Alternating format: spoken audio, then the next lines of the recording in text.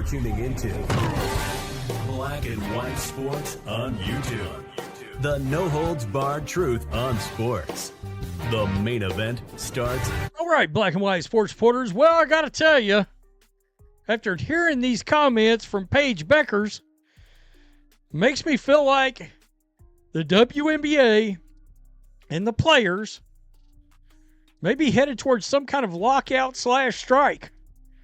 I thought there would be some optimism.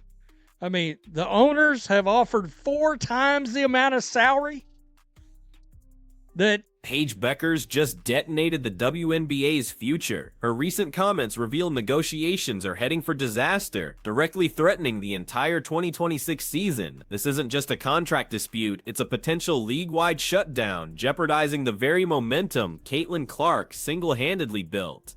The implications for Clark for every player are catastrophic. The silence from the league after her statement was deafening, a prelude to unprecedented chaos that could leave the WNBA empty. the world for these players that's got all this momentum that Caitlin Clark has built to completely blow it.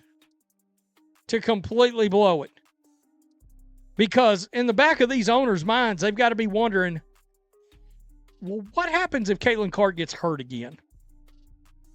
All right, we got all new networks that's got to remain happy because we're going to promise them a certain, and guys, when they do media rights deals, the networks anticipate a certain rating. Speaking to Maya Taylor of the Dallas Morning News, Bueckers declared players are more than just WNBA players and demand compensation reflecting their national and global visibility, citing Nike and Gatorade deals. This isn't about playing, it's about perceived worth beyond the court, a stance that has owners reeling. She's drawing a line in the sand, daring the league to cross it, despite lucrative offers on the table. The greater chance there is that the 2026 season is jeopardized. Paige Bueckers hints WNBA CBA talks are far from over. Dallas Wings star Paige Bueckers spoke with Maya Taylor of the Dallas Morning News on December 9 and didn't mince words about the ongoing CBA negotiations. Quote, "We can do things off the court. We can bring more visibility and eyes," Bueckers said. Quote, "We're in the national media, on commercials, and do large sponsorship deals with brands like Nike, Gatorade, and stuff that has..." Owners have already offered a staggering 4 times the previous salary, alongside Supermax contracts and a larger revenue share, an unprecedented package. This was supposed to be the breakthrough, the moment peace was secured, yet Bueckers' comments suggest it's nowhere near enough. The generosity seems to be met with an insatiable appetite for more, leaving owners perplexed and frustrated, questioning what else they could possibly offer. Bueckers said. Quote, "We're in the national media, on commercials, and do large sponsorship deals with brands like Nike, Gatorade, and stuff that has national, even global visibility. We're more than just WNBA players, and I think we want to get compensated as such," Bueckers said, referring to the players' efforts for increased salaries as part of a new CBA. That's great, but who the hell's going to see Nike and Gatorade ads if there's no games to show them during? I mean, jeez. And look, let's be real. There's one. The initial CBA deadline, October 31st, was shattered without a deal. Then November 30th came and went with similar results. These aren't minor delays, they're flashing red lights indicating deep unresolved issues that continue to plague both sides. The league is now significantly behind schedule, a logistical nightmare unfolding in slow motion. Each missed deadline chips away at the league's credibility and future, creating growing unease. Bueckers doesn't sound optimistic about how the negotiations are going thus far, where they might be headed in the future. Wow. I mean, all this momentum, and look, they started losing momentum when Caitlin Clark got hurt. Much to the chagrin of Time Magazine. Oh, 5% up, 6% up. No, there's just a new way of judging the ratings now. That's all. When we found out Caitlin Clark was absent and going to stay absent, 51%. Now, a critical January 9th deadline looms, a final precipice. If no deal is ratified by then, major problems will arise, threatening the very structure of the upcoming season. This isn't just about salaries anymore. It's about the fundamental ability to even have a season. The clock is ticking louder than ever, and the stakes couldn't be higher for everyone involved, especially for new talent like Caitlin Clark. It's a new way of judging the ratings now. That's all. When we found out Caitlin Clark was absent and going to stay absent, 51%. Boom. Gone. Viewership. All of a sudden, these ticket prices that were $100 a seat, $4 a seat, $5 a seat, $8 a seat. You know, I mean, the owners have to be sitting back going, we've never had a profit. We have never had a profit. I still believe it's very odd we don't have. The league already held the Golden State Valkyrie expansion draft on December 6, 2024, yet it is currently December 9, 2025 in the timeline of these events. Two more teams, Tempo and the Portland Fire, need their drafts to complete their rosters. Without a ratified CBA, these essential steps cannot occur. The dream of new franchises, new opportunities is currently frozen in an agonizing limbo. The league's planned expansion and growth are completely stalled. We've never had a profit. We have never had a profit. I still believe it's very odd we don't have the profit report, that splash report that came out like last year from the New York Post that said the WNBA lost $40 million in 2024. We've yet to see that. I believe that's calculated. I believe that's calculated. And I'm sure the Players Union probably doesn't want that report to come out. If they still did not turn a profit.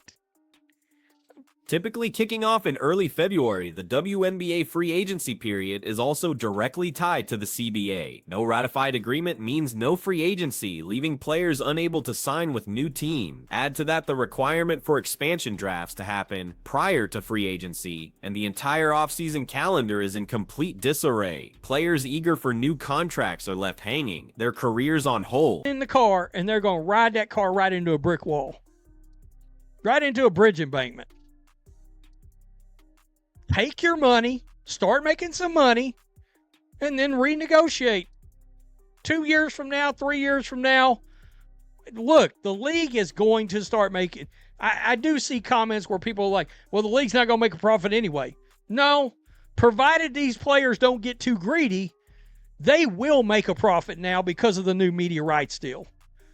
All right, when you're going from, $60 million a year to $260 million a year for TV. With each extended deadline, the probability of the 2026 season being jeopardized skyrockets. This is the ultimate leaving scenario. Players not physically departing for other leagues, but the WNBA itself not playing. Effectively a mass departure from the court for an entire year. The momentum, the future, everything Caitlin Clark ignited could vanish in an instant. A truly devastating outcome for the league.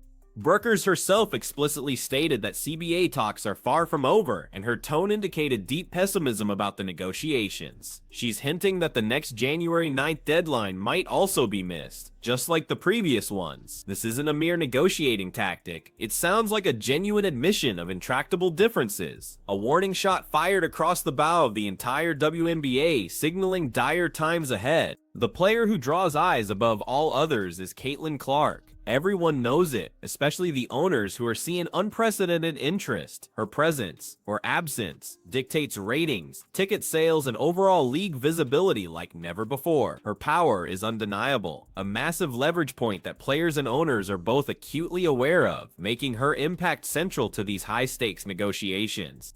Owners are deeply concerned about Clark's health, haunted by the question, what happens if Caitlin Clark gets hurt again? Her previous injury caused a massive 51% drop in viewership, and ticket prices plummeted from $100. They've seen firsthand how fragile the league's newfound success is without its biggest star, a terrifying prospect as negotiations falter and the season is threatened. New media networks have committed substantial money anticipating certain ratings driven by stars like Clark. If those ratings aren't met, the networks demand compensation, extra ads, more bang for their buck to make up the difference. A jeopardized season means zero ratings, a complete collapse of these crucial media deals, and potential lawsuits, turning a potential goldmine into a financial black hole for the league.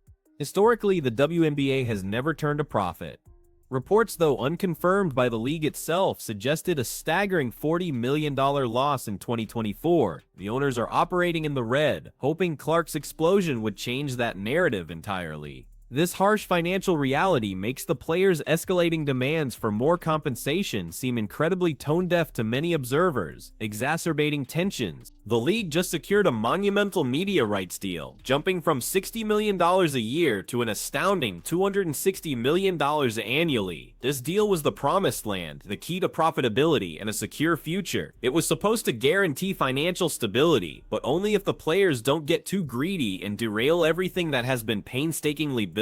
While the new media deal should bring profits, the question remains, how much? Is $10 million or $20 million in profit enough for owners who have been bleeding money for decades, supporting the league? The players' current demands, if not reined in, could easily eat away at these new profits, making the league barely break even, or worse, keep it in the red despite the massive revenue bump. It's a shocking, untold truth that some within WNBA leadership, and even some NBA figures, weren't initially keen on Clark joining the league. They were part of a clique that didn't want her to begin with. According to the inside sources, this underlying resistance to the league's biggest draw adds another layer of complexity and potential sabotage to the current negotiations, making trust even harder to build. Despite the owner's generous offer and the impending disaster of a potential lockout, players like Bueckers are standing firm on their demands. This unyielding stance is precisely why extensions are happening, and conversations are dragging on indefinitely past deadlines. The players' union clearly believes they have more leverage, even if it means risking the golden goose that Caitlin Clark brought them. The chilling warning from some observers is that the players are riding the momentum Clark created right into a brick wall, or right into a bridge embankment. This isn't just hyperbole, it's a stark forecast of self-inflicted destruction, destroying the very platform that could finally make them financially viable and globally recognized. It's a risk of wiping out everything. Last year, fans didn't get to see Clark play due to injury, a major disappointment for everyone. Now, with the CBA stalemate threatening to cancel the season, there's a very real chance fans won't see her play this year either. This double blow would be absolutely devastating for the league, extinguishing the burning fire of new interest she ignited and pushing new fans away permanently. If the WNBA truly blows this unprecedented momentum, destroying the league's future over insatiable demands, it would be the ultimate betrayal. Caitlin Clark gave them a golden ticket, a chance at sustained profitability and global recognition. To squander it now, in a protracted fight over the scraps of a potential profit, would be the most WNBA thing imaginable, leaving everyone, especially Clark, utterly furious.